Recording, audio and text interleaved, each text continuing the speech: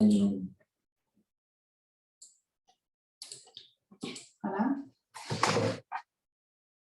Bonjour à tous, ravi de vous accueillir. On attend que vous vous installiez petit à petit, chacun dans la salle, entre guillemets. 30 personnes. Voilà, bon, on va commencer simplement quelques mots introductifs. Déjà, bon après-midi à tous, que vous soyez en France ou à Dakar ou en Afrique de l'Ouest, en Afrique en général. Merci de nous rejoindre pour cette session focus sur la coopération décentralisée.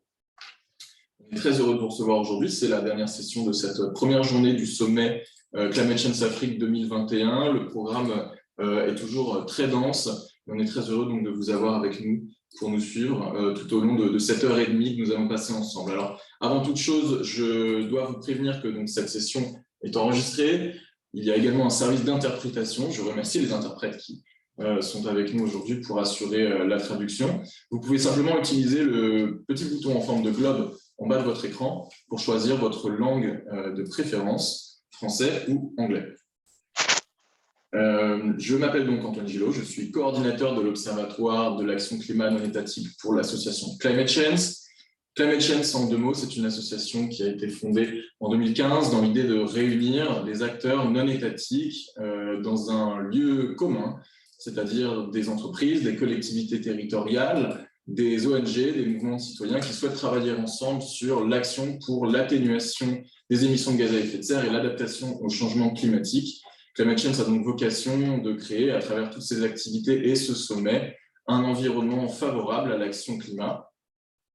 Et donc, c'est pour cela que, depuis 3 ans désormais, nous organisons un sommet africain destiné spécifiquement en amont de la COP à réunir l'ensemble de ces acteurs afin de partager leurs expériences, profiter d'un espace de rencontre pour formaliser aussi la rencontre et le lancement de projets.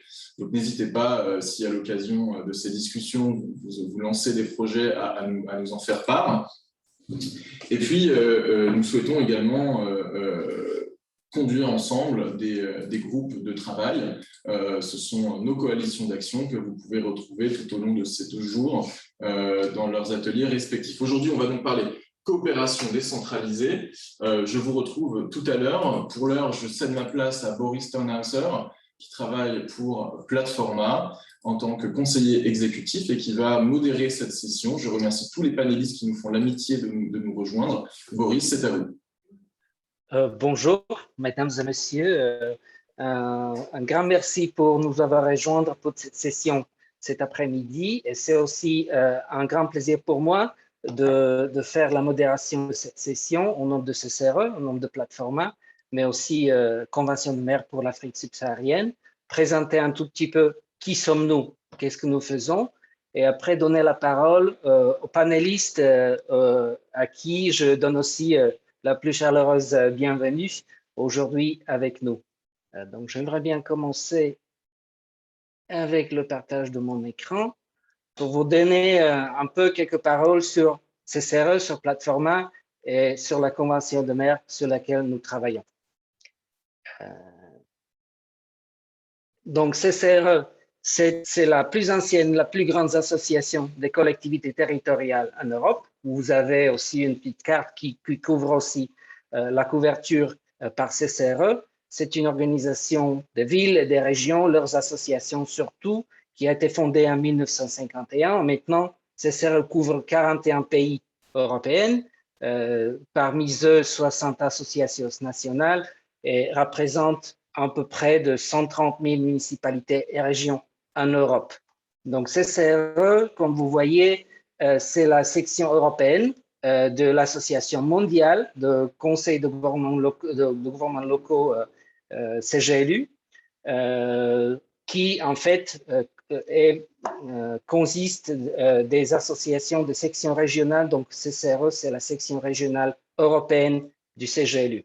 Ce que nous faisons, nous avons 2 piliers de travail. C'est surtout le plaidoyer. Donc, notre objectif, c'est influencer la législation européenne qui a un impact qui est lié sur nos villes, municipalités et régions en Europe, mais aussi un deuxième pilier de notre travail qui est partage et échange donc être un lieu de partage, un lieu d'échange, d'apprentissage pour nos membres, pour les collectivités territoriales. Mais dans la CCRE, il existe aussi une plus grande coalition pan-européenne qu'on appelle Platforma, qui réunissent les collectivités territoriales, surtout de nouveau leurs associations nationales, européennes et mondiales, qui sont actifs dans la coopération au développement. Platforma, elle a été fondée en 2008 et aujourd'hui, Platforma représente 29 partenaires dans toute l'Europe qui sont vraiment investis, qui sont actifs dans le domaine de la coopération décentralisée. Le secrétariat de Platforma est hébergé également par CCRE, qui fait aussi le coordinateur du réseau Platforma et aussi partenaire stratégique de la Commission européenne dans la politique de développement, surtout celle mise en œuvre par des collectivités européennes. Donc, notre mission, de nouveau, c'est définir ou codéfinir la politique de développement de l'Union européenne et aussi des agendas internationaux. Notre objectif, c'est aussi renforcer la sensibilisation du public. Notre public ciblé, c'est bien sûr des villes, des régions, des maires et leurs citoyens, où on veut promouvoir la coopération internationale entre les collectivités et bien sûr mettre en commun l'intelligence collective du réseau, donc faciliter l'échange de connaissances et l'apprentissage. Ce que nous faisons au sein de Platforma, c'est vraiment des analyses politiques, prise de position, des dialogues, des formations, des publications. Donc, n'hésitez pas aussi à voir le site web de Platforma pour voir un tout petit peu comment nous travaillons ensemble. Et troisièmement, mais surtout pour cette session, ce qui est très important, la Convention de maires pour l'Afrique subsaharienne, c'est aussi hébergé du secrétariat par le CCRE. C'est un programme financé par l'Union européenne qui soutient des villes d'Afrique subsaharienne dans leur lutte contre le changement climatique. Donc, ça se fait à travers d'engagements volontaires des maires qui travaillent dans le réseau. Donc, c'est une des initiatives principales qui structure l'action locale du climat, la Convention des maires pour le climat et l'énergie. Donc, il existe la Convention pour l'Europe depuis 2008 et l'Africaine depuis 2015. CCRE, c'était aussi l'institution impliquée depuis les débuts, tant en Europe qu'en Afrique, comme le pionnier dans le plaidoyer pour l'implication des collectivités locales dans l'action climatique. Il y a des divers outils qu'on a pour soutenir la coopération décentralisée, par exemple des partenariats de ville à ville. Par exemple, j'ai un exemple juste pour illustrer le partenariat entre la ville européenne Karlsruhe et la ville de Kampala en 2019. Donc voilà pour un petit début de mon intervention, qu'est-ce que nous faisons en tant que CCRE, en tant que Platforma. Et après, c'est un grand plaisir pour moi de donner parole aux nos intervenants. Et on va commencer par Madame l'ambassadrice Christine Moreau, déléguée générale pour l'action extérieure des collectivités locales. Elle va nous raconter un tout petit peu une présentation de 10 minutes sur la coopération franco-sénégalaise, sur des appels et des projets de la DAECT et peut-être une ouverture possible du COP en Afrique en 2022. Madame l'ambassadrice, le mot est à vous. Merci beaucoup, monsieur le modérateur. Bonjour à toutes et à tous. Et laissez-moi vous dire quel plaisir c'est pour moi de participer à cette session spéciale coopération décentralisée du sommet de Climate Change, qui est une association dont je salue l'activité, l'engagement et donc un grand plaisir, bien entendu, un peu déçu de ne pas avoir pu aller à Dakar pour participer personnellement à cette grande manifestation, mais nous connaissons tous les circonstances qui nous ont obligés à nous rabattre sur le virtuel. Voilà. Donc, je voudrais remercier Climate Change et en particulier le sénateur Dantec et toute son équipe pour avoir organisé cette manifestation avec tellement de dynamisme en direction des collectivités territoriales. Et je salue tous les intervenants qui viennent d'horizons extrêmement différents, membres d'organisations internationales, instituts de recherche, réseaux de gouvernements locaux, dont bien sûr en premier lieu Platforma, mais il y a aussi Cités Unies France, Climate Group. Il y a aussi, je sais, avec nous plusieurs collectivités territoriales françaises et évidemment de nombreux participants africains. Voilà, en 2 mots, pour suivre l'exemple de M. Thornhauser, je voudrais présenter la DECT. Peut-être certaines personnes ne savent pas ce que c'est. Donc, c'est la délégation pour l'action extérieure des collectivités territoriales qui est partie intégrante du ministère français de l'Europe et des Affaires étrangères. Et nous avons une action quotidienne de partenariat avec les collectivités territoriales françaises et leurs associations pour favoriser leur engagement dans l'action internationale. Et nous sommes bien connus, je crois, de beaucoup pour nos appels à projets, puisque nous cofinançons nombre de projets de coopération. Alors, ce sommet de Climate Change, nous le voyons comme une occasion en or pour rappeler l'importance de la participation des collectivités territoriales à la lutte contre le réchauffement climatique, une réalité qui s'est imposée et affirmée avec force lors de la COP 21 à Paris en 2015, qui a, je crois, marqué un tournant dans la prise de conscience de ce rôle et de cette responsabilité à la fois par les autorités locales elles-mêmes et par les citoyens. Les collectivités territoriales ont mis en place à ce moment-là des objectifs quantifiés, des plans globaux, des réseaux aussi qui se sont beaucoup développés.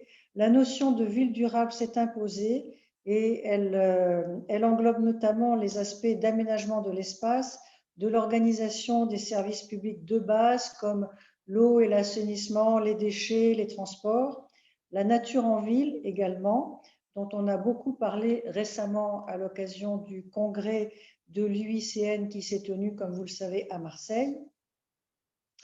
Et toutes les collectivités territoriales sont concernées, bien sûr, il y a les grandes villes et les métropoles, mais il y a également d'autres types de collectivités territoriales comme les régions ou encore les communes rurales.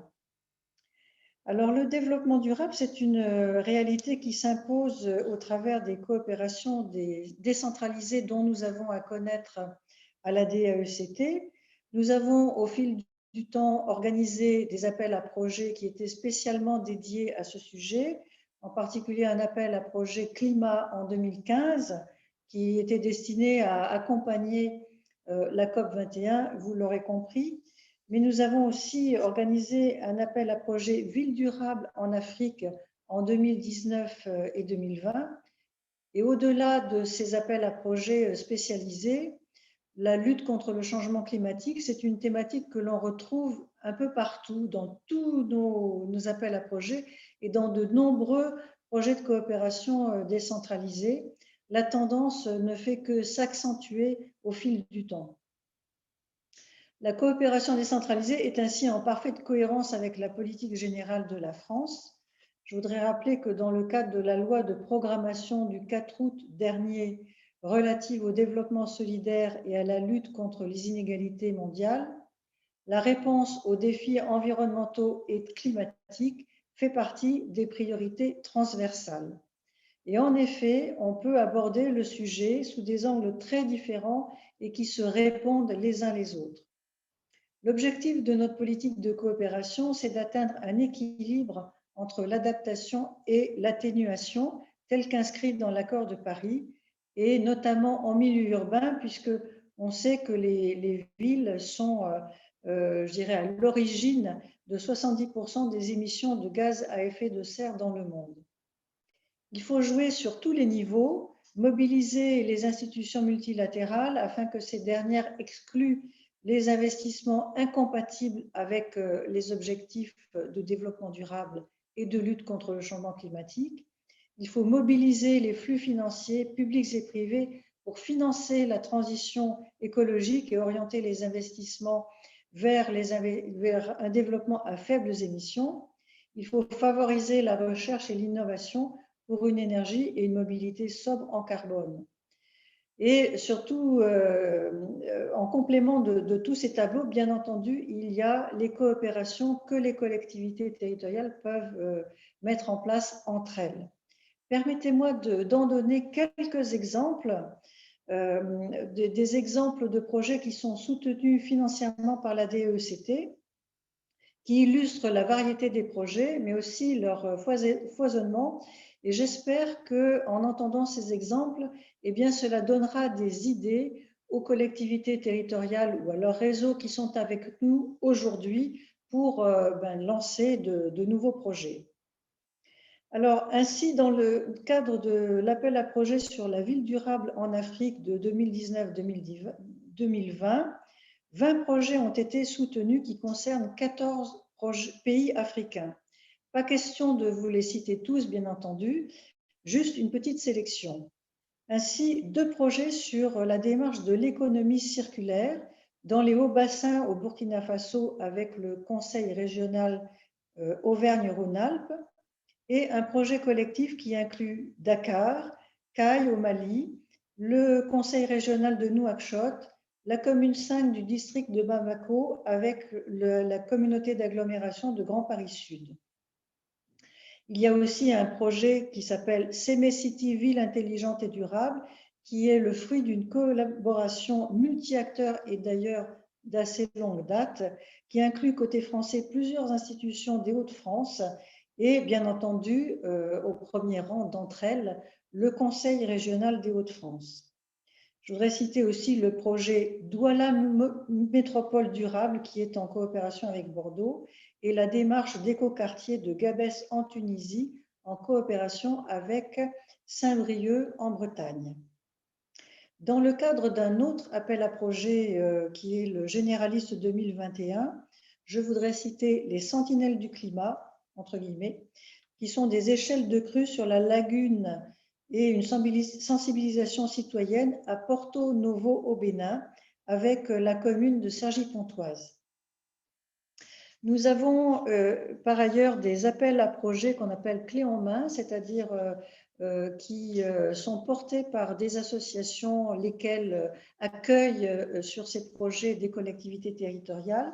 Et dans ce cadre-là, je souhaite citer le projet mené par le Fonds mondial pour les villes durables, le FMVD, avec l'UEMOA, qui aide les collectivités territoriales de la zone UEMOA, c'est-à-dire le Bénin, le Burkina Faso, la Côte d'Ivoire, la Guinée-Bissau, le Mali, le Niger, le Sénégal et le Togo, à renforcer leur capacité de mobiliser des financements internationaux pour leurs projets en faveur de la ville durable au travers des coopérations décentralisées avec la France.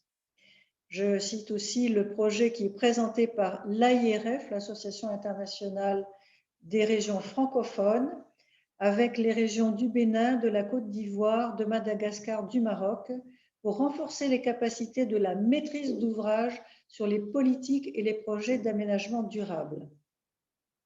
Également, le projet Gestion des déchets et économie circulaire proposé en 2021 par Horizon Solidaire, qui est le réseau régional multi-acteurs de la Normandie, pour coopérer avec plusieurs collectivités territoriales sénégalaises. Et c'est à dessein que j'ai choisi ce projet pour faire la transition avec le point suivant, qui porte sur la coopération avec le Sénégal.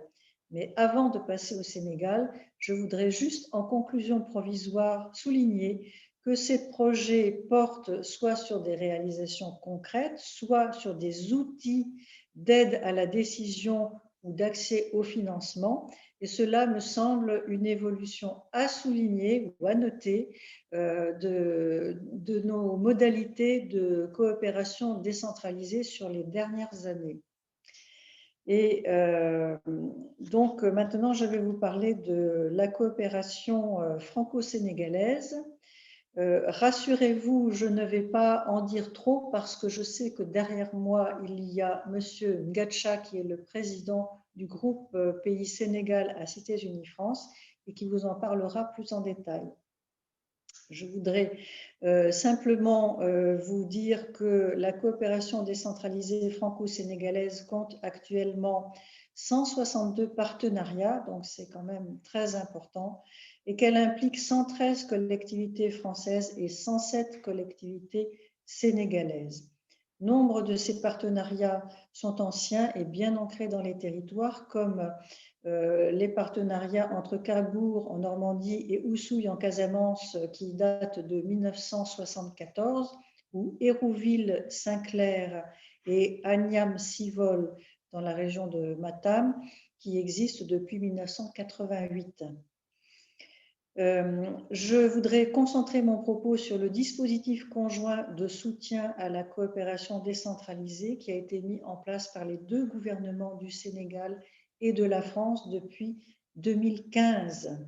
C'est le premier dispositif bilatéral mis en place par la France en Afrique subsaharienne et il a été formalisé par deux arrangements administratifs triennaux conclus respectivement en 2017 et fin 2019 et qui donne lieu à un appel à projet chaque année.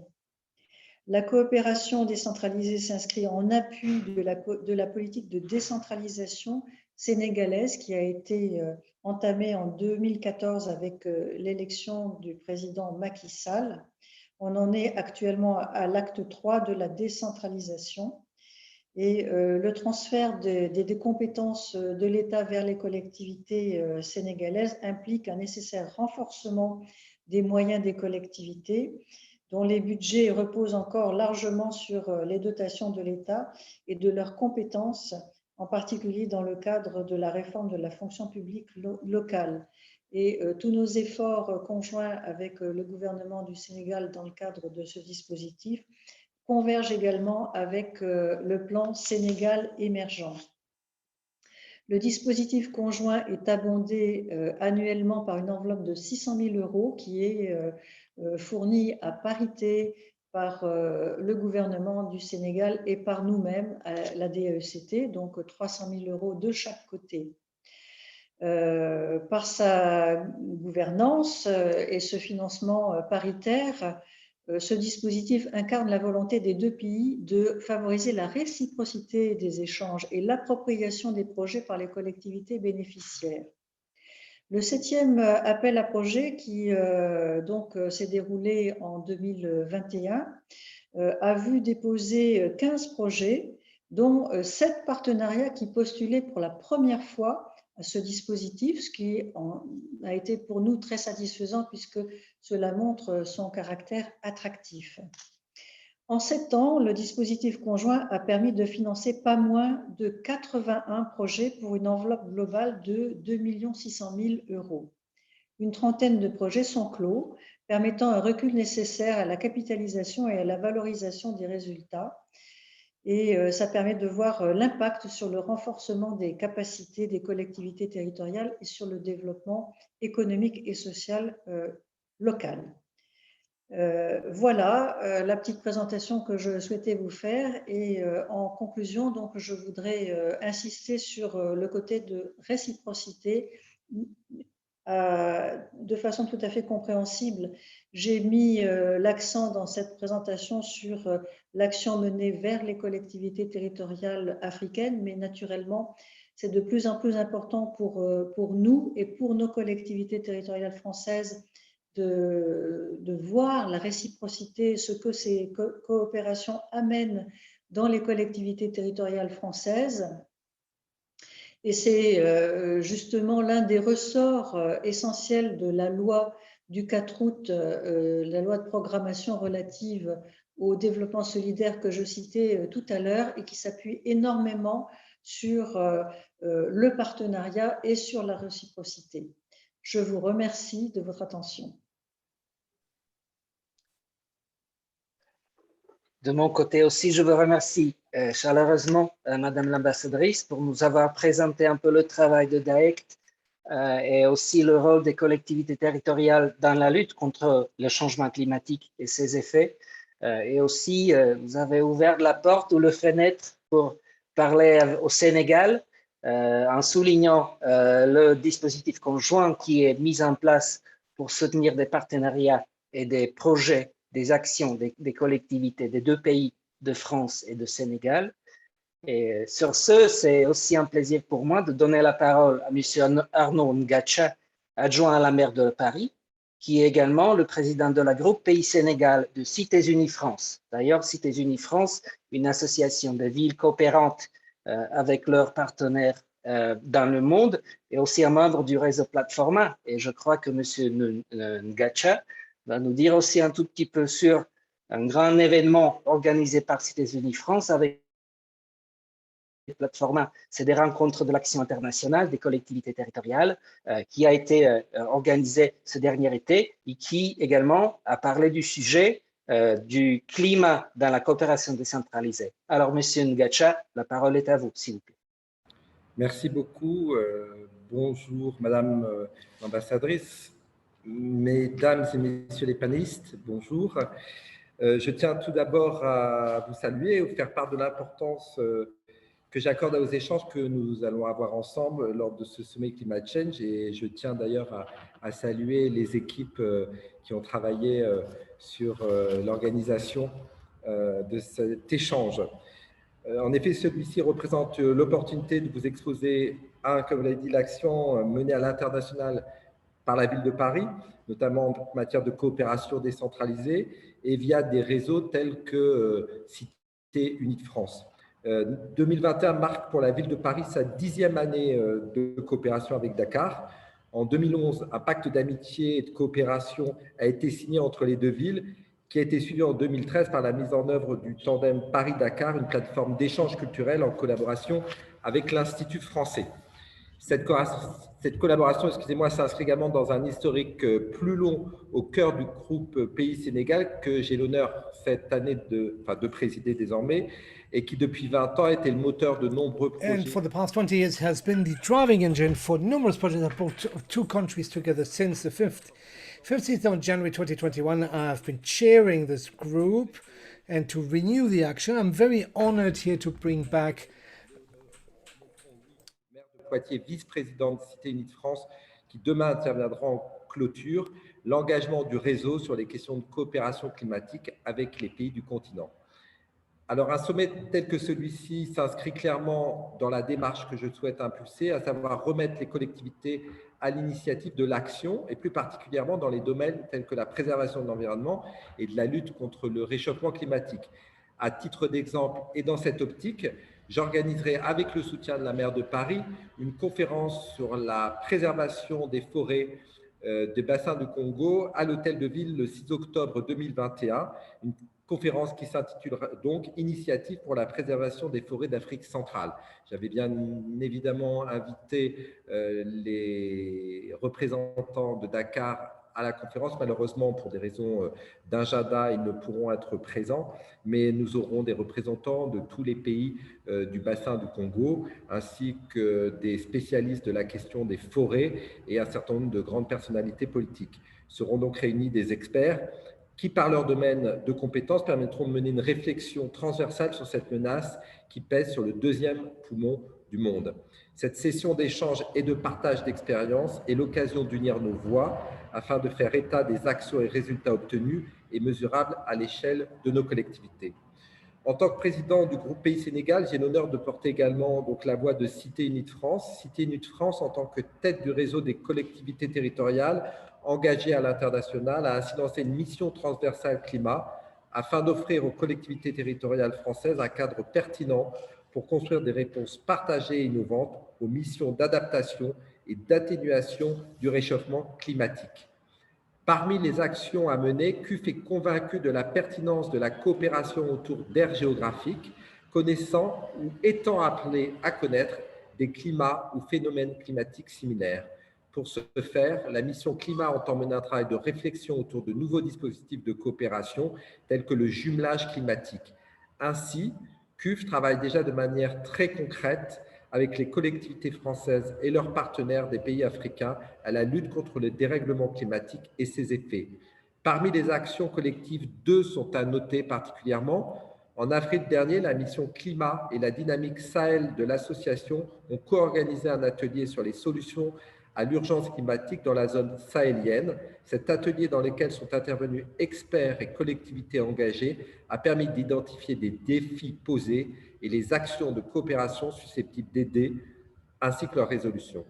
Actuellement, en réponse aux incendies qui ont touché le bassin méditerranéen, Cité Unie de France se mobilise grâce au travail conjoint de sa mission climat, de son service de crise et de ses groupes pays afin de préparer une action solidaire en Kabylie.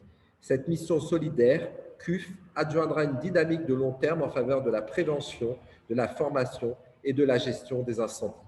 Pour les panélistes présents, l'utilité de l'existence d'un groupe pays-Sénégal peut questionner.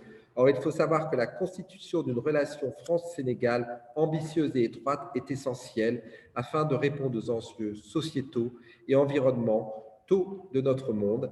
La francophonie a toujours été un fil qui nous unit en ce sens. Depuis sa création en 1989, le groupe Pays Sénégal, ce sont près de 100 partenariats de coopération décentralisés qui existent entre la France et le Sénégal. Outre les événements mis en place depuis 1992 avec les premières rencontres franco-sénégalaises, le groupe a été à l'origine de l'organisation d'un forum de coopération décentralisée en Casamance, à Ziguinchor, en 2007. En 2013, afin d'approfondir l'échange entre les différents membres, le groupe Pays s'est rapproché de ses partenaires du groupe Solidarité Eau et France Volontaire pour organiser des journées thématiques sur l'eau, l'assainissement et la jeunesse au Sénégal. Si l'eau est un enjeu géostratégique, elle est également au cœur de nos réflexions environnementales qui se traduiront lors de la 9e édition du Forum mondial de l'eau à Dakar en mars 2022, auquel je me rendrai.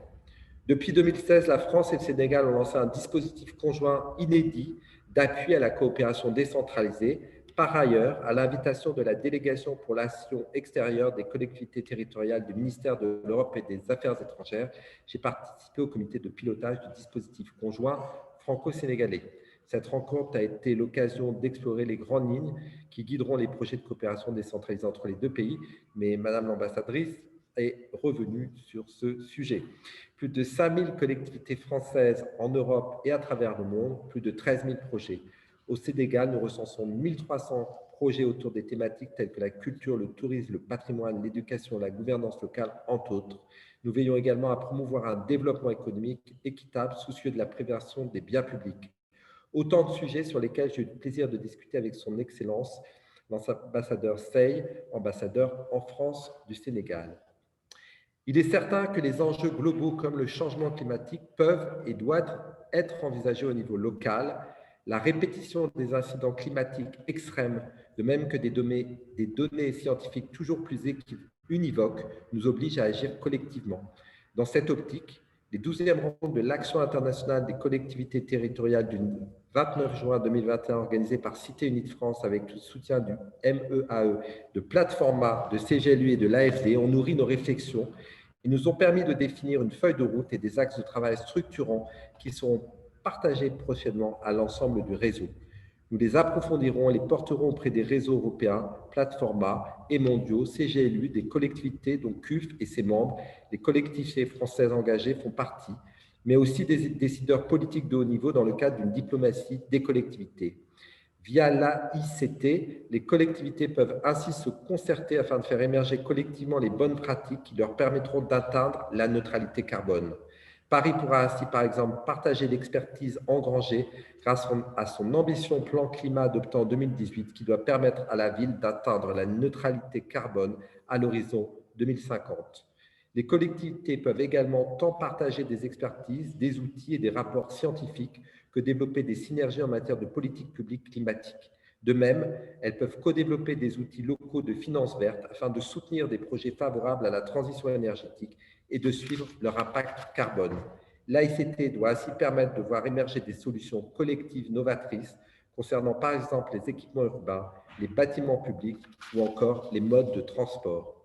Enfin, je finirai via la diplomatie des villes. Les collectivités donnent une portée globale et multilatérale à leur politique environnementale. Elles agissent pour l'accomplissement des objectifs de développement durable promus par les Nations Unies, dont la territorialisation est désormais reconnue, afin d'atteindre les objectifs de l'agenda 2030. Ces exemples le montrent, les collectivités possèdent des expertises qu'il est possible de mobiliser et de partager. Les collectivités sont un espace d'expérimentation, de bonnes pratiques qui pourront ensuite être partagées et amplifiées. La COP26 doit être un grand moment pour l'Afrique pour pouvoir se saisir définitivement et aux yeux de tous de l'enjeu climatique. CUF, par ma voix, vous remercie de votre formidable mobilisation et je vous dis à très bientôt et j'espère à Glasgow. Merci beaucoup. Je vous remercie beaucoup, M. Ngacha, surtout pour avoir souligné le travail de la ville de Paris, qui depuis 10 ans est en coopération avec Dakar, mais aussi le travail de CUF, de Cités Unies France, avec leur groupe Pays Sénégal, le Mission Climat, et avoir souligné à la fin surtout le rôle des collectivités territoriales dans la lutte contre les enjeux climatiques. Et sur ce, j'aimerais bien donner la parole à Madame D. Rokhaya Sardiene, qui elle est planificatrice à la direction de la planification et du développement durable et coordinatrice du plan climat-énergie territorial à la municipalité de Dakar. So, de Paris, on va à Dakar. Madame, la parole est à vous.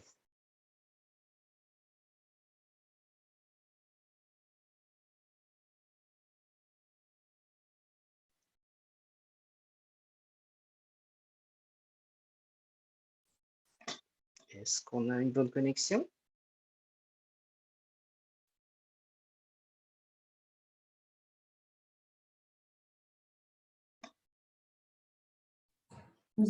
Oui, on essaye de retrouver Rokhaya qui a eu un petit problème de connexion, dirait-on. On la voit, mais elle semble être en muet.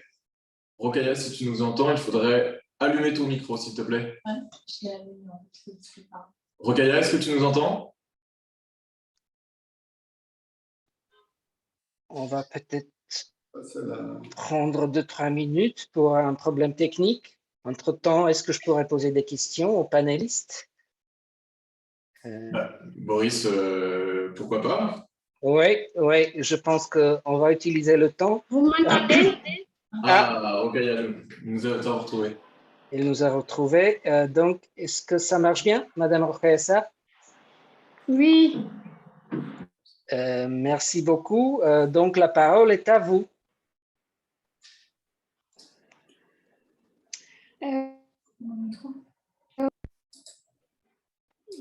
Merci à Climate Change d'avoir invité la ville de Dakar à présenter son expérience dans le cadre de la coopération décentralisée.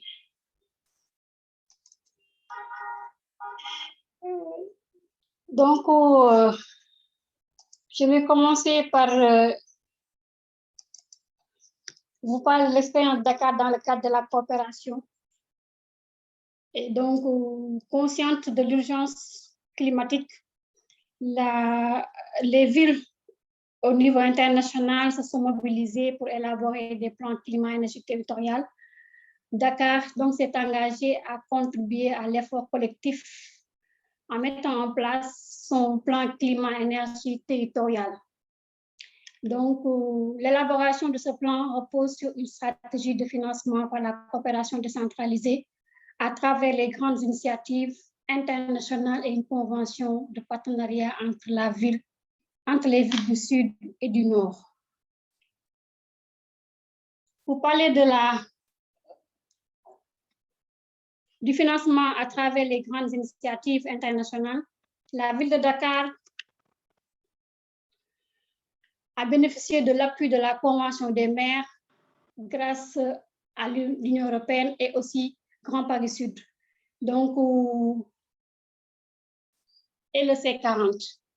Donc, pour la coopération qui est née avec la Convention des maires en Afrique subsaharienne, qui est née avec la fusion de la coopération européenne. Donc, nous avons 201 villes africaines qui sont membres de cette coopération, qui est lancée depuis 2015 et qui a permis à 13 villes africaines de bénéficier d'un financement pour la mise en œuvre d'un plan climat, dont Dakar et Pékin au niveau du Sénégal. La ville de Dakar, qui est une ville bénéficiaire, avait soumis un projet pour l'élaboration de la gouvernance urbaine l'amélioration de la gouvernance urbaine pour une transition énergétique et écologique en vue de renforcer la résilience de la ville de Dakar. Ce projet, qui est composé de 4 axes d'intervention, a permis à la ville de renforcer la capacité des élus et des services techniques à la prise en compte du changement climatique dans la gouvernance urbaine et à élaborer son plan climat-énergie territorial. Ce plan climat qui a été élaboré grâce à l'appui de l'Union européenne a permis de mettre en place une stratégie qui repose sur une vision Dakar, ville intelligente et sobre en carbone pour un développement inclusif et résilient. Cette vision repose elle-même sur 7 axes stratégiques et 22 actions, dont l'accès aux finances climatiques constitue l'axe 7 de ce programme.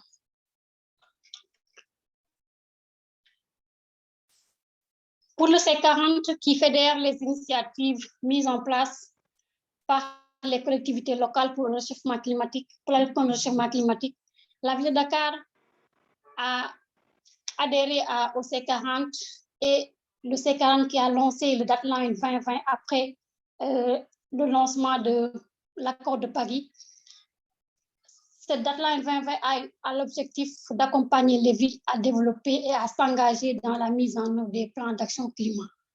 La ville de Dakar étant engagée à contribuer à l'atteinte des objectifs de la FEDEN, comme vous le savez tous, avec l'accord de Paris, les villes comme le Sénégal, les États comme le Sénégal ont déposé des contributions nationales déterminées avec la territorialisation de ce CDN pour permettre à l'atteinte des objectifs de l'accord de Paris. Les villes se sont engagées à accompagner les États dans la mise en œuvre de ces CDN.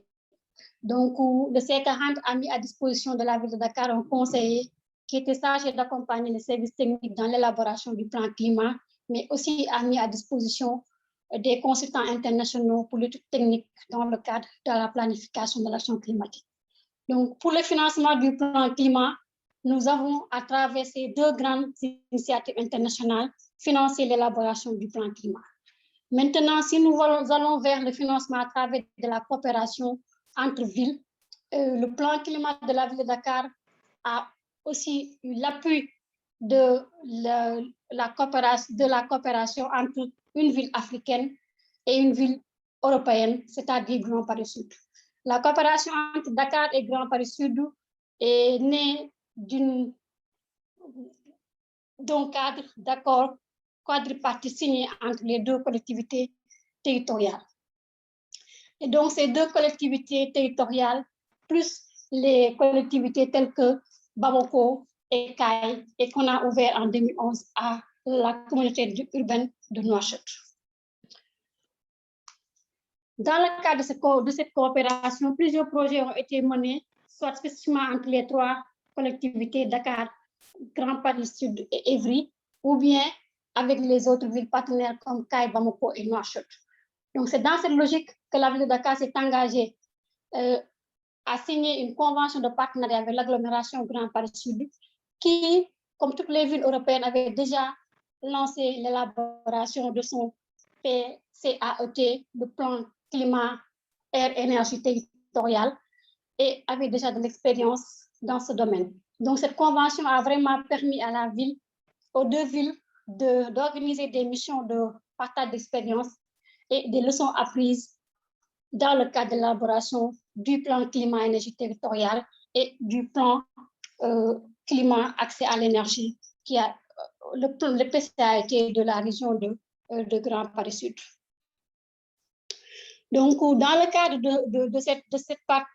de ce partenariat-là, nous avons eu à faire des échanges d'expérience pour partager les actions développées dans le cadre de la mise en œuvre du PCAET, mais aussi échanger sur les missions de la maison d'environnement qui est mise en place par Grand Paris Sud pour permettre une éducation environnementale au niveau des écoles. Mais aussi, nous avons échangé sur la stratégie mise en œuvre par la ville de Dakar dans le cadre de l'élaboration du plan climat, c'est-à-dire les assises du PCAET.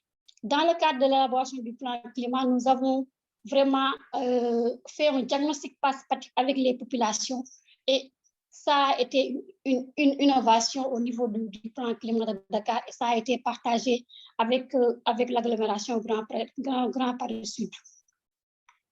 Aussi, dans le cadre de la Convention des maires en Afrique subsaharienne, le CCRE et la Convention des maires, la COMSA, avaient organisé beaucoup d'activités de partage d'expérience entre les villes membres de la Convention qui ont déjà eu le financement, mais aussi des villes qui ont signataires qui n'ont pas encore de financement. Et nous avons participé à beaucoup d'activités de partage d'expérience, telles que l'atelier de partage d'expérience des villes pilotes lors des sommets Climate Change de 2018 et 2019, mais aussi des ateliers de renforcement de capacité sur l'accès à l'énergie durable et le climat, l'échange sur l'état d'avancement du développement des PAEDEC. J'en profite pour remercier Eva Bagnos, qui faisait partie de l'équipe qui a renforcé la capacité des coordonnateurs des projets dans le cadre du sommet Climate Change. Et donc, pour parler maintenant directement sur comment nous comptons financer le plan climat de Dakar à travers la coopération décentralisée, nous avons élaboré une stratégie de financement du plan d'action climat, le plan d'action qui a été lancé en 2021. Nous avons mis en place une stratégie qui nous permet de mettre en œuvre le plan d'action d'atténuation, d'adaptation qui a été élaboré par la ville de Dakar. Et le financement de ce plan repose sur une combinaison de diverses sources de financement, telles que les fonds propres, les financements nationaux et internationaux qui proviennent des sources publiques, privées, bilatérales et multilatérales. En effet aussi, Dakar fait de Dakar une ville intelligente et sobre en carbone pour un développement inclusif et résilient à l'horizon 2050 nécessite la mise en place d'une bonne stratégie de mobilisation des ressources avec un soutien des partenaires techniques et financiers. Dakar, forte de son expérience dans la mobilisation des ressources, a élaboré une stratégie de financement de son plan climat qui porte sur la levée de fonds visant à financer les actions d'adaptation et d'atténuation, la coopération décentralisée entre les villes du monde et les organisations internationales, mais aussi le plaidoyer en faveur de l'attribution des ressources pour l'ensemble des programmes axés sur le changement climatique et la transition énergétique, y compris ceux pouvant être mis en œuvre dans le cadre de l'intercommunalité. J'en parle parce que au niveau du Sénégal, nous avons mis en place l'acte territoire de la décentralisation qui a élargi un peu les compétences des communes. Et maintenant, nous avons plus de communes d'arrondissement, nous avons des communes de plein exercice. Et dans Dakar, nous avons 19 communes. Et pour pouvoir travailler avec les villes de Pékin et les villes de Guédiawaye, nous pouvons avoir des projets structurants où nous mettons en collaboration et mettre en œuvre ces projets. Comme Dakar a déjà élaboré son plan climat énergie territorial, Dakar est en avant sur certaines villes et pouvait accompagner ces villes à lever des fonds pour qu'on puisse mettre en œuvre des projets, surtout liés à l'adaptation au changement climatique. Parce que, comme vous le savez tous, nous avons une côte qui est la grande côte de Dakar, que nous partageons avec les communes qui sont dans le département de Dakar et aussi au niveau de la région de Dakar. Pour terminer, je dirais que la stratégie de mobilisation des ressources qui a été mise en place par la ville de Dakar repose sur une vision partagée de priorités d'action avec l'éventail le plus large possible de partenaires financiers, gouvernements, institutions financières internationales, fondations, entreprises, etc. Des partenariats durables afin de garantir l'obtention de ressources susceptibles de lier les objectifs internationaux, nationaux et les priorités municipaux en matière de lutte contre le changement climatique et les objectifs d'atteinte des ODD. Le renforcement des capacités de la ville en planification et finances climatiques à l'accès aux différentes formes et types de financement, d'exécution et de vérification des dépenses financières et des résultats. Cette partie est importante parce que nous avons les différents fonds. Il y a le fonds vert climat, il y a les différents fonds qui existent et que nous n'avons pas encore accès à ces fonds. Il faut renforcer encore la capacité de la ville à pouvoir accéder à ces différents fonds disponibles qui permettront de mettre en œuvre le plan climat. Aussi, le renforcement de la coopération à travers les grandes initiatives internationales, dont la Convention des maires, le C40, l'AIMF, ICLEI et CGLUA. Nous avons déjà développé cette coopération, mais il est important encore de compter sur ces différentes coopérations. Il y a d'autres qui ont été citées par les prédécesseurs concernant la coopération entre la ville de Paris et la ville de Dakar, la coopération entre la ville de Dakar et Grand Paris Sud, mais aussi les grandes coopérations entre Dakar et l'AIMF, l'ICLEI, CGLUA, le C40 et aussi la Convention des maires. Donc, déjà, la ville de Dakar bénéficie d'un financement de l'Union européenne dans le cadre de la phase 3 de la Convention qui nous permet d'aller vers l'implémentation de notre plan climat qui a été lancé le 31 mars. Mais aussi, nous avons monté un projet qui a été financé avec Métropolis et la ville de Madrid, financé par l'Union européenne pour la mise en œuvre du projet gouvernance métropolitaine de la transition énergétique. Et ce projet a bénéficié déjà d'un financement, mais n'a pas encore démarré. Nous comptons démarrer ce projet cette année, Inch'Allah. Donc, je vous remercie de votre aimable attention et je m'excuse des agréments parce que j'ai un problème de connexion. Merci beaucoup. Merci beaucoup, Madame, pour votre intervention, surtout pour les informations très concrètes qui démontrent vraiment un cas pratique, un cas concret d'une coopération sur un plan climat-énergie territorial pour votre ville, pour les 5 années à venir, avec l'appui de la Convention des maires en Afrique subsaharienne, mais aussi un montage très intéressant d'une coopération quadripartite entre Dakar, Grand Paris Sud, Évry et Nouakchott, qui est aussi un exemple très important d'une bonne coopération. J'aimerais bien transmettre une question de notre participant.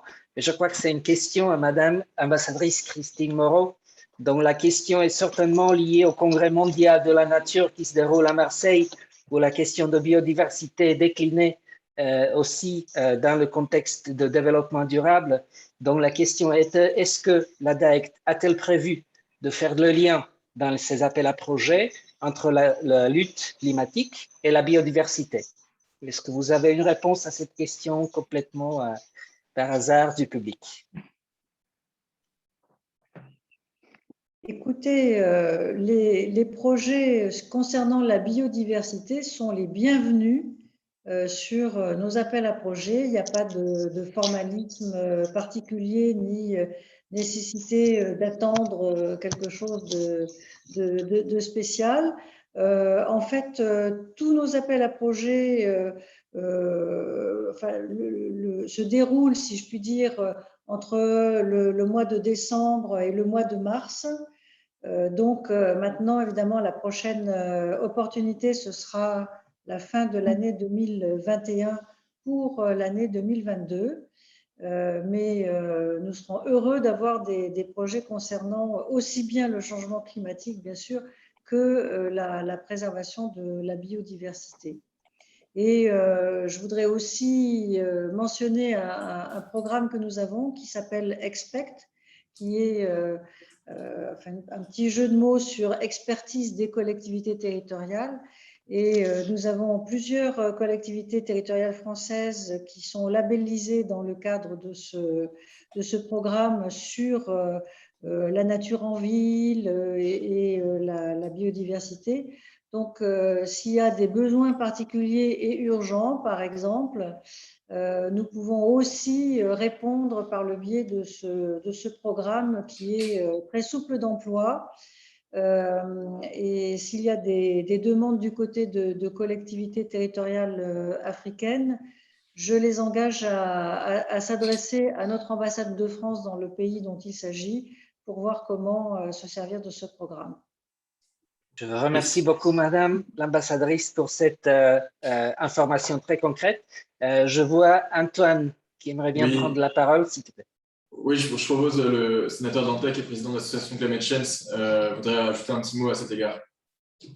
Oui, peut-être pour dire un mot sur le fait qu'à Marseille, mercredi dernier, je l'ai organisé avec l'Association française des communes et régions d'Europe, et Platforma a été très active sur cet événement. On a organisé un sommet des collectivités mercredi, et l'après-midi était consacré aux coopérations décentralisées sur ce thème des biodiversités, qui est effectivement un sujet émergent. Il n'y a pas encore énormément de projets, mais il y en a. Je pense par exemple à ce que fait la région Île-de-France à la frontière du Sénégal et de la Guinée, avec une population de chimpanzés qu'il s'agit de protéger. Ça fait partie des exemples qui ont été montrés, d'autres exemples aussi à Madagascar. Et c'est peut-être l'occasion pour moi d'insister sur le fait qu'il faut qu'on travaille à la fois climat et biodiversité, et notamment, et là l'ingénierie des collectivités territoriales françaises peut servir. Il est certain qu'on peut aujourd'hui capter une partie des fonds du climat, des fonds de compensation climat par exemple, aussi pour des projets de biodiversité. Et là, je pense que ça fait partie des sujets sur lesquels on aura l'occasion de retravailler. Climate Change pousse actuellement aussi une coalition sur ces enjeux de biodiversité, de corridors de biodiversité en lien avec les enjeux et les opportunités de financement climat. Mais je crois qu'effectivement, ça fait partie des champs de travail pour les coopérations. Peut-être d'ailleurs, monsieur l'adjoint à la ville de Paris, dans le cadre de votre sommet sur les forêts, on pourrait insister sur cette question des coopérations décentralisées et des nouveaux financements climat au service de la biodiversité. En tout cas, on est vraiment sur un sujet d'actualité qui doit s'agir d'approfondir dans les prochains mois et dans les prochaines années. Et on en a longuement parlé à Marseille lors du sommet des collectivités, et c'est clairement explicité dans la déclaration finale, qui est la première déclaration mondiale des collectivités sur les thèmes de la biodiversité. Je vous remercie beaucoup pour cette contribution. J'espère que ça va répondre aussi à la question du public sur ce sujet qui est très important aussi dans le contexte de la lutte contre les changements climatiques. Mais on voudrait bien aussi faire un point sur la neutralité carbone au niveau mondial, et je voudrais bien inviter Eva Baños-Guisasola, conseillère du CCRE en énergie et climat, qui va nous présenter notre note qu'on vient de finir l'année passée, fin de l'année passée, une note sur le climat et la coopération décentralisée. La note sera aussi disponible à télécharger. Vous voyez le lien déjà dans le chat de la réunion. Donc, je t'en prie, Eva, la parole est à toi. OK. Merci beaucoup, Boris. Et merci beaucoup tout le monde pour cette opportunité d'échanger avec vous. Ronan, aussi, merci. Le CCRE, plateforme font partie de l'association Climate Change depuis la naissance. Donc, on est très content de faire partie de ces débats. Donc, et merci beaucoup aux intervenants précédents, M. Gacha et Mme Moreau, pour vos interventions très pertinentes, très inspirantes aussi. Donc, je voulais parler un petit peu d'une note qu'on avait faite au sein de plateforme. C'est une note thématique, et moi, je viens de mettre le lien sur le chat. C'est une note thématique qui parle de lien entre la coopération décentralisée et le climat. Donc, on a préparé cette note pour le mois de mai parce qu'en fait, on devait rencontrer les parlementaires et on pensait que c'était le moment adéquat pour parler de ça et soulever ce point-là. Donc, c'est une note thématique qui a inspiré les gens qui s'occupent des politiques au niveau soit national, soit régional, soit local. La note est aussi inspiré l'échange de bonnes pratiques parce qu'en fait, on a vu que ce n'est pas juste la législation qui compte, mais c'est aussi l'échange de bonnes pratiques. Avec ça, on a ces moments-là qu'on partage entre nous. C'est un moment excellent pour partager avec vous la note, mais aussi pour apprendre des autres. Parce qu'en fait, on vit dans des moments actuels où on ne peut pas se permettre de gaspiller des ressources, ni des ressources humaines, ni des ressources financières. Donc, tout ce qu'on peut apprendre de cet échange, c'est vraiment le bienvenu. Donc, cette note thématique parle vraiment de la réalité de climat. Il n'y a pas question, ça existe. Le deuxième point, c'est le rôle des autorités des collectivités locales et régionales. Quel rôle elles jouent dans la coopération décentralisée et l'action climat. Et le troisième point, c'est le soutien de l'Union européenne vers ces collectivités locales et régionales. Et le quatrième point de cette note, c'est une liste de publications que vous pouvez consulter à tout moment. Donc, quand je dis, c'est clair que le changement climatique existe, mais on ne peut pas juste parler de la mitigation du changement climatique, mais aussi de l'adaptation. Donc, c'est deux terminologies qui doivent aller ensemble, parce que maintenant, on ne peut pas parler d'un sans l'autre. Le problème là, c'est comment on transmet le message aux collectivités locales, parce qu'en fait, pour l'instant, il y a un manque de connaissances de public sur tout ce qui est l'adaptation, par exemple. Donc, au niveau européen, on travaille pas mal pour faire des campagnes pour partager nos expériences et aussi partager avec les publics qu'est-ce que c'est l'adaptation. Parce qu'en fait, plus les publics comprennent, plus le public peut être engagé dans la lutte contre le changement climatique. Et là, c'est clair que le contexte dans lequel on juge, c'est le contexte global. On a l'accord de Paris, donc je suis très contente d'avoir nos collègues de Paris. Voilà, on sait que vous êtes super engagés. Donc voilà, nous, on s'engage aussi de notre point de vue pour implémenter cet accord de Paris. Nous, on a déjà préparé des messages pour la prochaine COP, donc on espère bien de vous rencontrer là-bas. On a aussi au niveau européen tout le cadre de Green Deal qui complémente aussi cet accord de Paris. Donc, on a déjà un cadre législatif qui est là, qui nous aide. Mais ça ne suffit pas juste d'avoir le cadre législatif. Il y a aussi la responsabilité commune et partagée entre l'Union européenne et aussi les pays en voie de développement ou les pays partenaires. Et chaque acteur a une responsabilité spécifique. Il doit évidemment être accompagné des ressources humaines et financières pour ça. Et on encadre ça aussi dans tout ce qui est le cadre global des ODD. Parce qu'en fait, on a vu qu'il y a au moins 65% des ODD qui touchent le niveau local. Donc, le niveau local a aussi une grande responsabilité là-bas. Donc, on sait déjà que la situation dans laquelle on travaille avec tout le Covid, la pandémie, ça a mis les autorités locales dans une position très claire de responsabilité, mais on ne peut pas utiliser la situation qu'on vient de vivre pour éviter de traiter le changement climatique. Donc, le changement climatique, maintenant, ça devient plus une opportunité, même plus qu'avant. Et tout ce qui est les cadres de la résilience pour faire que les sociétés deviennent plus résilientes, plus durables et plus vertes, c'est vraiment la responsabilité qu'on voit déjà. Donc, si au niveau européen, on a déployé pas mal de fonds pour aider les sociétés, le niveau local, par rapport à ça. Donc, on voit aussi que le niveau local et le niveau régional sont prêts à agir en collaboration avec les États membres. Mais il faut aussi que les États membres créent ces dialogues réguliers avec ce niveau local. Sans un dialogue régulier et structuré, on ne peut pas avoir les changements dans les stratégies proposées. Et nous, par exemple, au niveau local et régional, on travaille aussi dans le cadre de la Constitution des Nations Unies qui s'appelle Local Constitution sur le Local Authorities and Global Authorities Constituency. Et dans ces cadres-là, on travaille en partenariat avec des autorités et des réseaux européens et internationaux. Et par exemple, on a fortement travaillé avec nos membres français, aussi la FCCRE. On a aussi travaillé très fortement, très étroitement avec CUF.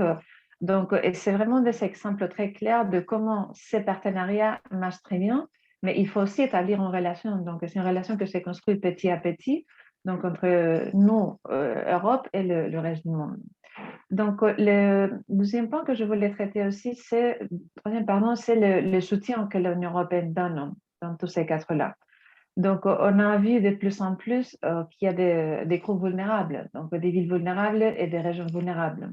Donc, au niveau européen, on a suivi un dossier sur les impacts du changement climatique sur les populations vulnérables et les pays en voie de développement. Et c'était un rapport du Parlement européen qui était publié en 2020. Et ces rapports visaient les aspects sur la pauvreté énergétique, l'inégalité et l'impact qu'il y avait sur ces populations et sur le public même. Au niveau européen, l'Union européenne a aussi lancé l'instrument Global Europe, donc ça s'appelle en anglais le Global Europe Instrument, pour la période entre 2021 et 2027. Et c'est un instrument qui vise, qui a comme objectif d'arriver de plus en plus et plus près à ces acteurs qui ont besoin. Et par exemple, il y a un gros montant qui est en quantité de 500 000 millions, une grosse partie qui est dédiée au changement climatique. Et c'est une première fois que le gouvernement local régional vont pouvoir bénéficier de ça directement, parce qu'en fait, ça touche vraiment le climat. Donc, on a vraiment une opportunité pour s'y établir plus de partenariats avec le reste du monde. Donc, c'est de l'Europe vers le reste du monde. Et on voit aussi que les autorités locales, là, ils sont une responsabilité plus là, c'est un point important où on doit encore améliorer au niveau européen, parce qu'en fait, on a vu que des fois, il y a les cafés légaux, et en Europe, on a pas mal de cafés légaux, mais il y a ce dialogue structuré qui manque encore. Donc, il faut renforcer ça dans pas mal de pays. Donc, on a aussi l'expérience en pas mal de monde, pas mal de pays de l'Afrique, parce qu'en fait, nous, comme vous l'avez déjà mentionné aussi, Rocaille et Boris, on fait partie de la Convention des mers en Afrique subsaharienne. Donc, on a vu là qu'il y a des pays qui ont vraiment des liens très bien et très établis et très étroits avec les États membres. Donc, on doit apprendre, on doit voir qu'est-ce qui marche bien dans cette type de dialogue et structure pour le maintenir et aussi pour l'élargir et pour le partager avec d'autres pays où ce dialogue n'est pas encore si établi, aussi fort. Donc, on voit aussi qu'il y a ces cadres globales pour y travailler et aussi plus concrètement, on a vu le lancement des Green Deal. Donc, je pense que vous êtes déjà tous au courant, le lancement en 2019. C'était un instrument européen très fort et c'était vraiment l'objectif le plus important de la nouvelle commission de faire devenir l'Europe le continent le plus vert. Et aussi, on a adopté pas mal de lois jusqu'à maintenant sur la loi climatique, les objectifs climat pour devenir un continent de neutralité carbone pour 2050. Donc, le Green Deal vient d'être accompagné par un paquet, ça s'appelle Fit 55, pour arriver à avoir une réduction des émissions de CO2 de 55% pour 2030 pour arriver à cet objectif global de neutralité carbone. Donc, on espère bien de pouvoir partager nos expériences pour que tous les pays, que tous les continents du monde arrivent à cet objectif pour vraiment implémenter l'accord de Paris. Et nous, on a aussi au sein de CCRE Plateforme des expériences via la Convention numéro Europe, la Convention numéro africaine aussi. On travaille pas mal aussi sur la diplomatie dans le secteur du climat. On suit aussi la stratégie européenne sur l'adaptation au changement climatique, même si c'est une stratégie européenne, mais qui a aussi une dimension internationale. Donc, la Commission va aussi lancer la Policy Support Facility dans ces cadres-là, donc pour essayer de lancer aussi des séances de capacity building, d'apprentissage, d'échange, parce qu'en fait, on voit de plus en plus la valeur ajoutée de cet échange entre les institutions et les acteurs ou les stakeholders. On a aussi collaboré dans tout ce qui est le City-to-City Cooperation. Donc, Boris a mentionné tout à l'heure l'échange entre Karlsruhe aussi et Kampala. Donc, c'est des exemples très clairs qui fonctionnent très bien. À Paris, vous avez mentionné aussi, Madame l'ambassadrice, des exemples très clairs. Donc, on voit que c'est faisable. Ça suffit aussi d'avoir non seulement de bonnes relations, de vraiment comprendre les aspects locaux de chaque ville avec qui on échange. Parce que c'est vraiment très important de connaître la situation géographique et politique et structurelle de chaque ville pour vraiment établir un bon contact et un bon programme. Donc, aussi au niveau européen, on a les programmes sur la coopération internationale urbaine et régionale. Ça s'appelle l'International Urban and Regional Cooperation Program. Avant, ça s'appelle la International Urban Cooperation. Donc, ça élargit aussi au niveau régional. Donc, ça vient d'être lancé aussi. Donc, tous ces aspects sont dans la note thématique, donc il y a pas mal de liens aussi, vous pouvez aussi approfondir. Et comme dernier point, j'aimerais bien aussi parler de l'importance d'organiser des séances de capacity building aussi. Parce qu'en fait, on a vu aussi via notre expérience avec la Convention des mers en Afrique subsaharienne que les villes, des fois, manquent de cette expertise. Donc, c'est vraiment crucial de créer ces liens-là pour renforcer la capacité technique dans les villes. Il y a aussi l'aspect politique qui est vraiment crucial, mais qui doit être accompagné très étroitement de l'expertise technique pour vraiment implémenter des plans d'action. Et le dernier point que je voulais mentionner, c'est l'exemple de cadre référentiel sur les villes durables, le Reference Framework for Sustainable City. Donc, c'est aussi un outil très important et très facile à utiliser pour voir où est-ce que la ville se trouve au niveau environnemental et durable. Voilà. Et là, c'est une espèce d'outil de check-out où on peut voir quels sont les aspects améliorés ou les aspects où on peut aussi développer plus en détail. Donc, je voulais juste partager cette expérience avec vous. Je reste à vos dispositions si vous avez des questions techniques ou pas. Et voilà, la note est déjà sur le chat et je reste à disposition si vous avez des questions. Merci beaucoup. Merci beaucoup, Eva, pour cette contribution. Tu as bien cadré la lutte contre le changement climatique comme un objectif global, la neutralité carbone qui est là, mais aussi les aspects d'adaptation, les aspects de résilience, des instruments européens comme Europe globale ou Green Deal, mais aussi en soulignant à la fin la valeur ajoutée d'échanges d'expériences, ville à ville, région à région, justement pour renforcer des capacités comme la manque d'expertise technique, c'est un des défis très important dans les villes, dans les régions, dans les collectivités territoriales. J'aimerais bien aussi donner la parole à M. Arnaud Gacha, qui voulait encore donner une petite intervention. Merci beaucoup. Oui, je ne vais pas être très long. C'est Monsieur le Sénateur, je voulais vous répondre. Bonjour déjà, excusez-moi, je ne vous ai pas salué tout à l'heure, mais je ne savais pas que vous étiez là. Oui, pour vous dire que le sujet, évidemment, je suis preneur de toutes les bonnes volontés, de tous ceux qui voudront s'associer à cette initiative que nous organisons à l'hôtel de ville. Et je serais ravi de vous y inviter si vous souhaitez y venir. Et évidemment, si vous avez des idées, je suis preneur. Mais sinon, il y a une table ronde qui sera consacrée à la biodiversité. Elle s'appellera « Vive la forêt, protéger la biodiversité ». Donc, spécifiquement, parce que la journée sera consacrée en dehors des 2 grandes plénières d'ouverture et de clôture à des tables rondes auxquelles participeront les experts et des élus locaux, puisque nous faisons cette initiative sur les forêts avec l'AIMF, l'Association internationale des maires francophones. Et mon souhait était non pas, on va dire, de donner des leçons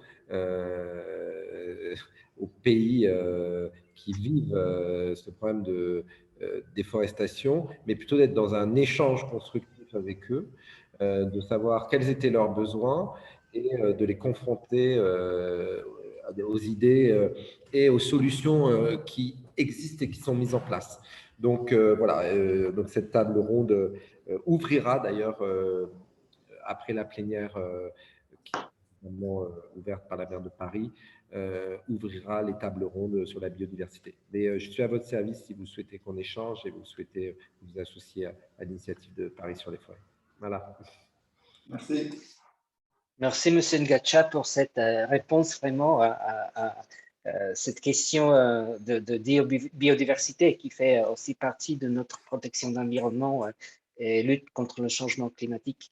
J'aimerais bien maintenant passer la parole à M. Antoine Gillot, coordinateur de l'Observatoire Climate Change, pour présenter un peu le concept de neutralité carbone et c'est quoi les implications pour la coopération internationale et en particulier des villes et des régions. Donc, je vous en prie, la parole est à vous.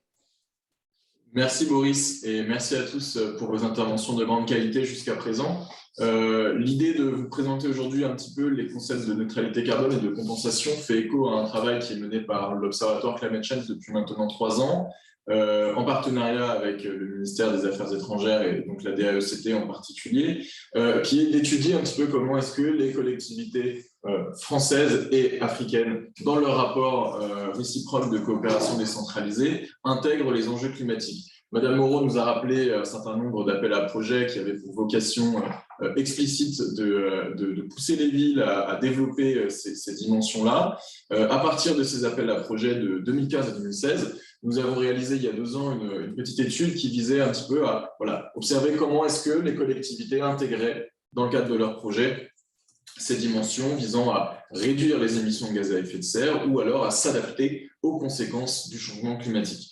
Sur la base de cette étude, nous avons continué à dialoguer avec les collectivités puisque l'an passé, fin 2019 et début 2020, plutôt le contraire, fin 2020, début 2021, nous avons organisé une série d'ateliers qui consistaient en partenariat avec la DAECT, CUF, la FCCRE et l'AIMF à explorer un petit peu toutes les dimensions du changement climatique de façon, je dirais, très modeste. Il s'agit aussi de poser des concepts simples, des définitions claires. Et à partir de ces dialogues, nous avons pu identifier avec les élus qui nous ont fait l'amitié de leur intervention, les techniciens, les représentants d'ONG qui sont venus nous voir également. Nous avons pu donc observer quels étaient les besoins qui étaient exprimés par les collectivités pour mieux intégrer le changement climatique dans ces coopérations décentralisées. On en est venu à constater qu'il y avait beaucoup de demandes sur la question de la compensation. Et la compensation, c'est un outil un peu nouveau, complexe, volontaire ou réglementé, qu'il convient d'intégrer dans ces projets climat avec beaucoup de prudence, de compréhension et d'exigence. Et Eva, à l'instant, vient donc de vous expliciter à nouveau le lien entre les coopérations décentralisées et le climat. Elle a rappelé deux dimensions, le besoin de formation et l'objectif neutralité carbone. Alors, quel est le point commun entre ces deux dimensions? Eh bien, c'est une série d'ateliers que l'Observatoire vous propose de suivre dans les mois qui viennent. Nous ferons l'annonce très prochainement, toujours en partenariat avec la DAECT. Le GRS, qui est représenté aujourd'hui par Clémentine Larat, nous fera également l'amitié, je crois, de s'associer à nous. Et évidemment, nous sommes preneurs de toutes les initiatives et de toutes les organisations qui veulent s'y joindre. J'aimerais juste rappeler, du coup, très brièvement, quel est l'enjeu de la neutralité carbone. Vous vous souvenez que l'accord de Paris a fixé un objectif de limitation de réchauffement climatique à 2 degrés au-delà des niveaux pré-industriels et 1,5 degré dans la mesure du possible. Le GIEC, en 2018, a publié un rapport sur les conséquences d'un réchauffement climatique à 1,5 degré et a établi des analyses, parce que le GIEC ne fait pas de recommandations, sur les scénarios qui pourraient nous permettre de rester sous cette barre des 1,5 degrés. La limite que le GIEC nous a fixée, c'est la neutralité carbone. Autrement dit, il s'agit de limiter les émissions de gaz à effet de serre au même niveau que ce que la planète peut absorber à travers ce qu'on appelle ces puits de carbone, les océans et les forêts, donc, comme l'ont rappelé Arnaud Gatcha et Ronan Dantec. Atteindre cette neutralité carbone, c'est une ambition planétaire. Par définition, les gaz à effet de serre n'ont pas de frontières. Il est donc très difficile de proclamer sa neutralité carbone à l'échelle d'une entreprise, d'une collectivité ou à l'échelle d'une organisation, quelle qu'elle soit. C'est là que la coopération internationale entre les États, mais également entre les villes et les régions, à travers les réseaux de collectivités qu'on a évoqués, le C40, le CCRE, les initiatives comme la Convention des maires, mais également les coopérations décentralisées bilatérales ou multilatérales, c'est là que toutes ces coopérations internationales jouent un rôle très très important pour conduire toutes les étapes qui doivent nous permettre d'avancer collectivement, globalement, mondialement à cette neutralité carbone. Réduire d'abord ces émissions de gaz à effet de serre, prévenir et les absorber, c'est ce qu'on appelle l'atténuation. Capturer et séquestrer ces émissions, c'est un outil qui recouvre énormément de dimensions différentes dont il ne nous appartient pas aujourd'hui de traiter, mais c'est un outil qui est recommandé par le GIEC. Et puis, dans un troisième temps, compenser ces émissions par l'utilisation de crédits certifiés de réduction des émissions. Alors, la compensation, c'est en fait tout simplement, sur le principe, financer des projets dont l'activité va permettre d'éviter des émissions de gaz à effet de serre dans un endroit différent de celui qui propose ce financement. Pour la faire de manière très simple. Donc il y a donc un enjeu de coopération, un enjeu de financement international, un enjeu de dialogue local, puisque les besoins par définition sont locaux. On sait aussi quels sont les risques de cette compensation. Vous avez tous entendu parler évidemment de reforestation, de reboisement. Il s'agit évidemment de comprendre dans quelles conditions faire ce reboisement, quelles sont les conséquences pour la biodiversité, on vient de l'évoquer. Toutes ces dimensions-là, on vous propose donc à l'automne prochain et l'hiver prochain, d'en discuter à l'occasion d'une série d'ateliers qu'on essaiera donc d'organiser en faisant intervenir des élus français, des élus africains, mais également des représentants d'ONG, des techniciens, des chercheurs, des experts qui pourront donc nous éclairer sur ces sujets-là.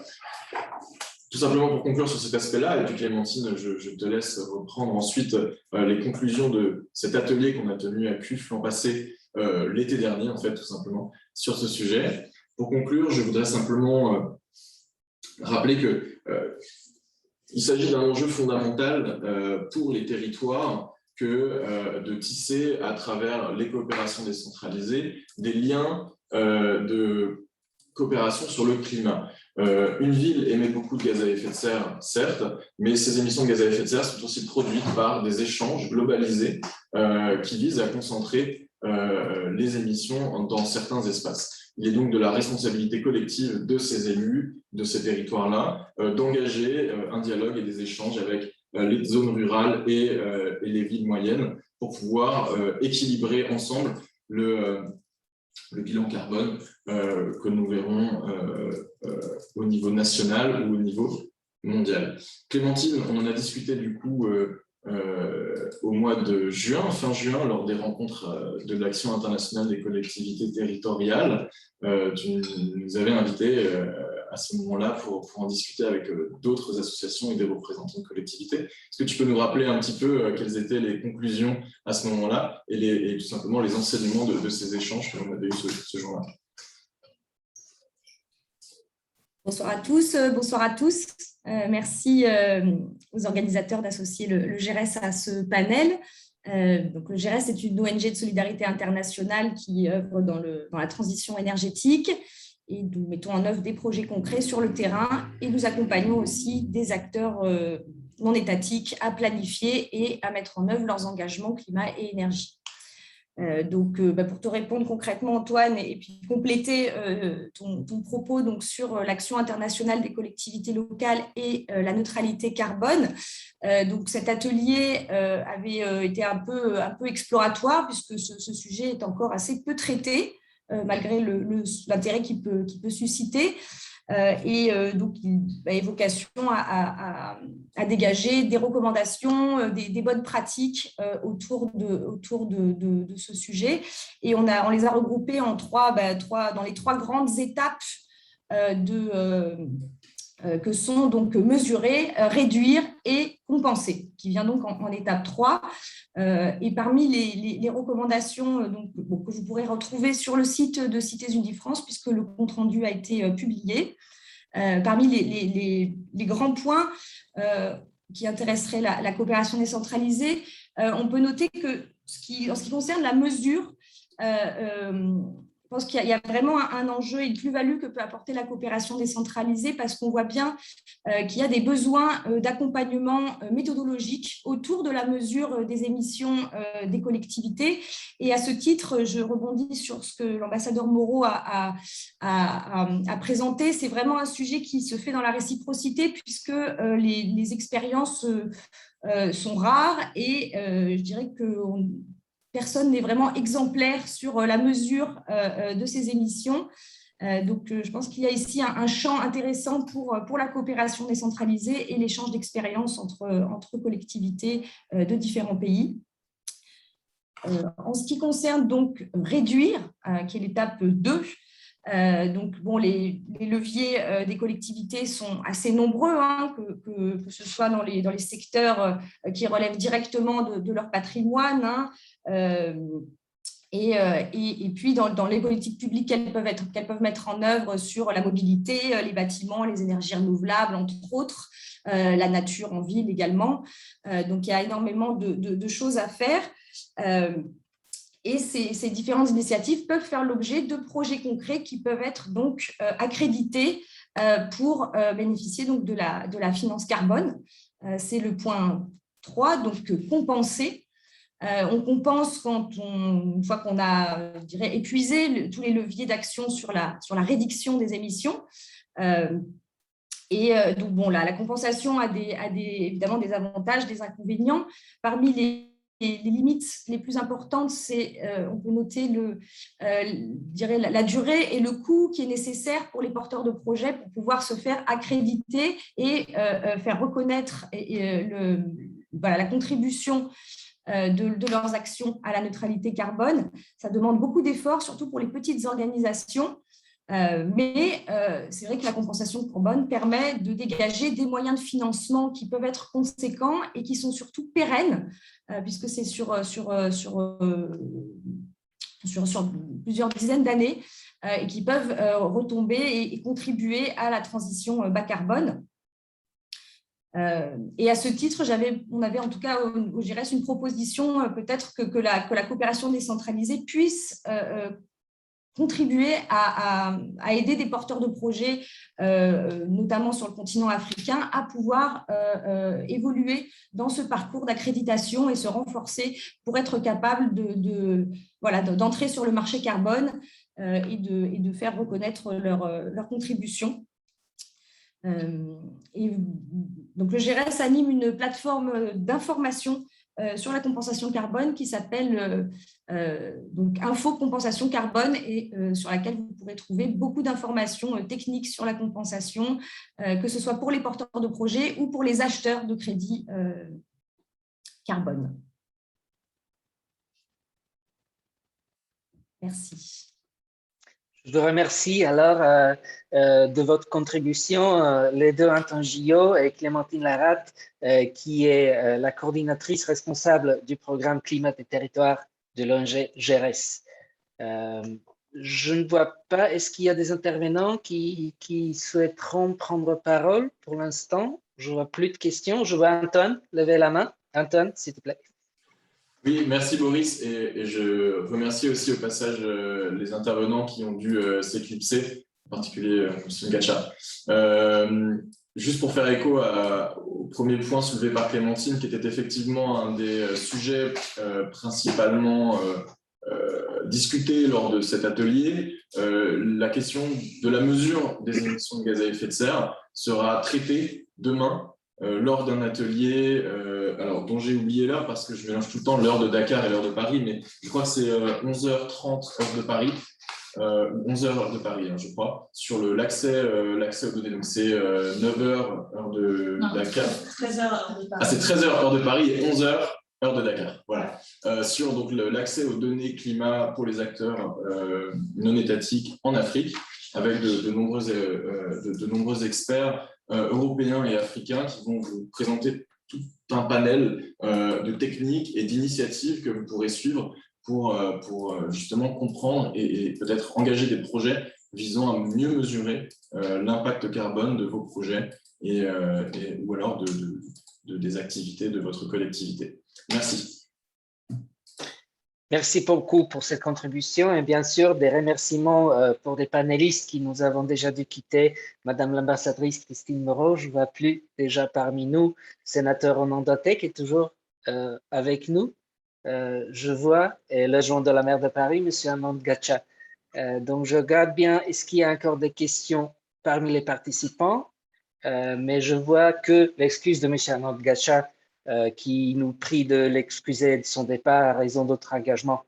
Donc, si je vois plus de mains levées, plus de contributions, plus d'intervenants, j'aimerais bien remercier tous les panélistes, mais aussi les participants qui ont certainement suivi le débat, les discussions et aussi l'information partagée. Donc, un grand merci à ceux qui ont resté aussi parmi les panélistes, Madame D. Rokhaya Sardiene et Madame Eva Bagnos-Guissasola et Monsieur Anton Gillot et Madame Clémentine Laratte. Et je vois très bien dans la caméra, est-ce que Monsieur le sénateur Ronan Dantec est toujours là pour lui donner ses remerciements?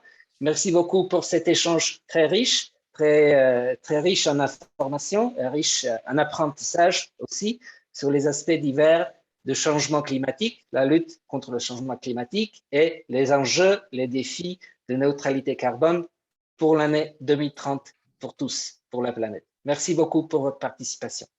Merci à toi, Boris, pour cette magnifique modération et animation de l'atelier. Et nous vous donnons tous rendez-vous demain pour l'ensemble des ateliers. Le programme continue toute la journée. Et on vous rappelle, lors de la plénière de clôture, la présence de Madame la maire de Dakar, entre autres, la Madame la maire de Poitiers également nous fera l'amitié de sa présence. Donc, n'hésitez pas à vous inscrire sur le site internet de Climate Change.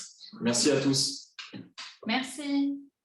Merci. Merci à tous. Bonne soirée. Merci, bonne soirée. Bonsoir.